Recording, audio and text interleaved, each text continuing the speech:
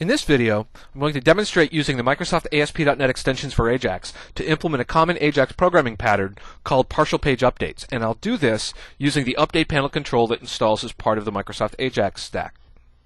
So I'll fire up Visual Web Developer. It's the free version of Visual Studio, and you can follow along either in VWD or in the full version of Visual Studio, whichever you have. Say create a new website, choose the AJAX Enable Website template. And you note that in our default.aspx page, we have an instance of the Script Manager control. Every ASPX page that's going to use the Microsoft AJAX functionality must have one and only one instance of the Script Manager control. Now I'm going to go over and we're going to add some trace elements so that we can see when parts of our page are being updated. So I'm going to grab 3 of these label controls. I'm going to place 3 of them on the page. And then I'm going to grab a button, and we're going to use the button to generate a post back to the server. So I'm going to double-click on the button control, and here we have the button event handler back in our VB code, which executes on the server.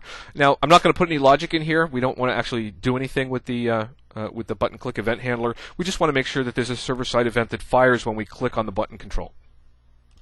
The next thing I'm going to do is go back to my default.aspx page, and I'm going to double-click on the page independent of any of the controls to generate a page load event. And then in the page load event, I'm going to add some dynamically updating trace content to each of those label controls. So in the text property of each of those labels, we're going to say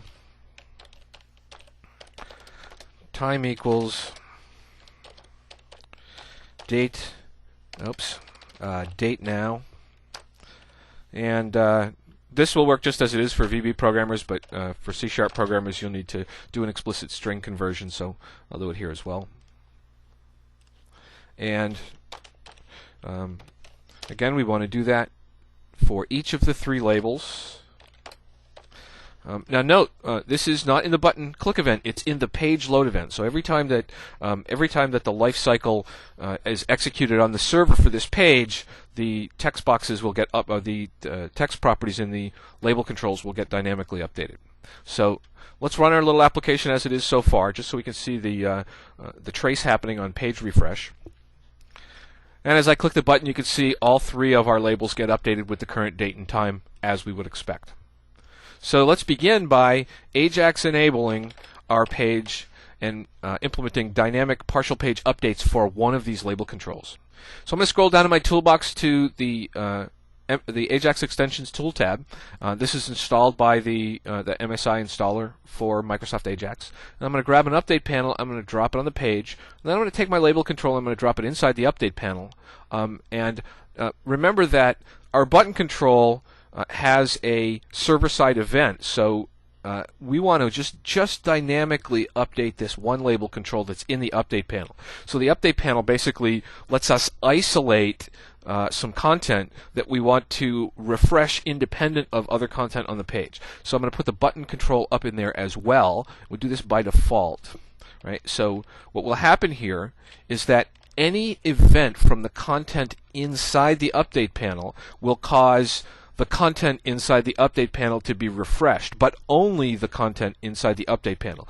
And since the event is going to be fired when we click on this button, the button click event will be fired from inside the update panel's content. That should be the only content that gets updated on the page. So let's go ahead and run our application as it is now. And if we click on the button, we'll note that the first of the 3 time trace statements gets updated, but the other 2 don't. So the one that's inside the update panel is getting dynamically updated, and the ones that are outside the update panel are not being updated. Now, there's a subtle detail here that we want to make sure that we're aware of. Notice that the button click event is not actually executing the code directly that's causing these label updates. It's in the page load event. So what this really means is that the entire page lifecycle for this ASPX page is executing back on the server. And this is a subtle distinction that happens under the covers, but it's one that's important for you to know about. So it means 2 things to us. First, it means there's a full page postback going from the client to the server. All of the form fields, including all of the hidden form fields that enable things like view state in ASP.NET are being posted back to the server, and the full page lifecycle is executing back on the server. Then only the content that's necessary to update the update panel is actually being sent back down to the client. But that's important because it means from a performance and efficiency perspective, we want to remember that all the data in the client is getting posted back to the server, and in terms of resource consumption on the server, the entire page lifecycle on the server is executing. And that escapes a lot of people when they first start looking at the update panel. So now we've got one of these update panels on our page. I'm going to put the panel that's going to stay at the root of the page at the top of our page, and then I'm going to take this button and I'm going to take the button out of the update panel. Now remember, now that the button is out of the update panel, if we run this and I click on it, we're getting that full page post back, and all of the label fields on the page are being updated. But that's not what we want. Sometimes we're going to want to update the update panel, but we're not going to want, or we won't be able to have, because of HTML organizational reasons, we won't be able to have the control that's triggering the update event also live inside the update panel. By default, any event that causes a post back inside the update panel will cause the update panel's content to be updated.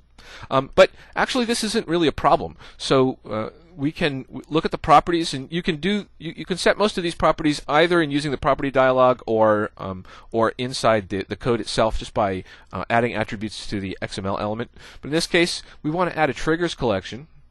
Right, so we'll say we're going to add an async postback trigger, and what we want to do is we want the control ID that we want to listen to be the button 1 control, and then the event, we'll just say we're only interested in updating the update panel when the click event of the button 1 control fires. Right, so we'll say OK. If we hop into source mode here, we can just quickly take a look at the change that's been made here.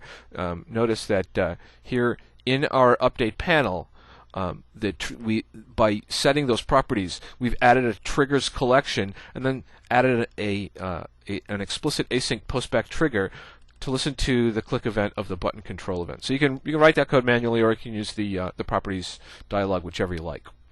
Now, if we go ahead and run our application, remember that the button control is outside the update panel, but when I click on it, the only thing that's getting updated is the content that's inside the update panel.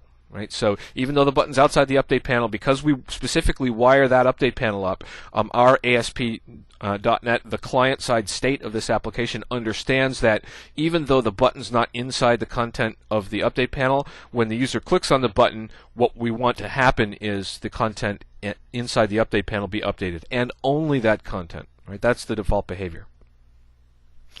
So next, let's go add a second update panel, and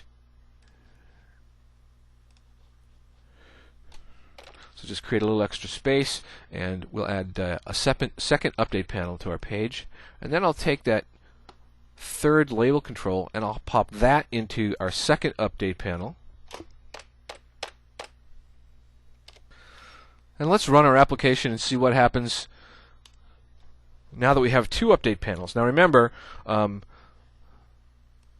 this label is at the root of the page, this label is in the first update panel, and this label is in the second update panel. And when I click on the button, notice that both update panels are being updated, even though we've only wired up the trigger for the first update panel. This happens by virtue of a default behavior in update panels that says, hey, when an update panel is being updated, all of the update panels on the page should be updated. But what if we actually don't want that? Right? So let's go in and make some subtle modifications to the second update panel so that we can prevent that. Let's go into the properties of our update panel and select update mode, and you'll note that by default it's set to always. Right? and as this tells us, the update mode property indicates whether the update panel will refresh on every asynchronous postback or only on the results of a specific action. Right. So by default, update panels will refresh on every asynchronous postback, even if it didn't originate inside the update panel that's being updated. So if we set update mode to conditional and now run our application,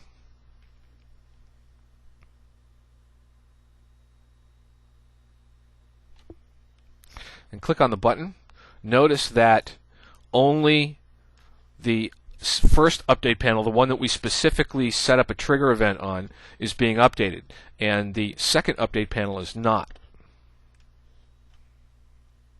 Now, since we've said that we only want to update the content in the second update panel explicitly, we need to be able to generate an event that we wire up to update panel 2. Now we can do that either by putting a control like a button inside the second update panel. So remember that inside that update panel, anything inside that update panel will cause an update. So if I drop that button in inside the update panel and now we run this application, right, now we get that update, and of course remember that we've specified in update panel 1 that we always want to update. So anytime there's any asynchronous postback, the update panel 1 is still going to get updated. Right? And again, if we wanted to, we could take this second button, put it outside of any of the update panels, and add a triggers collection to update panel 2, and then specify that we want to listen to the click event of button 2. Right, so that's sort of an introduction to partial page updates and the complexity of using not only update panels but multiple update panels at the same time. And you can see that we have a good deal of flexibility in terms of determining when update panels will be updated and whether we want them to sort of universally update based on any asynchronous postback, or whether we want to very specifically add conditions so that we choose when each update panel gets updated. And that's it. Now you're ready to get started using the update panel and implementing applications that use the dynamic partial page updates pattern that's common to AJAX style programming.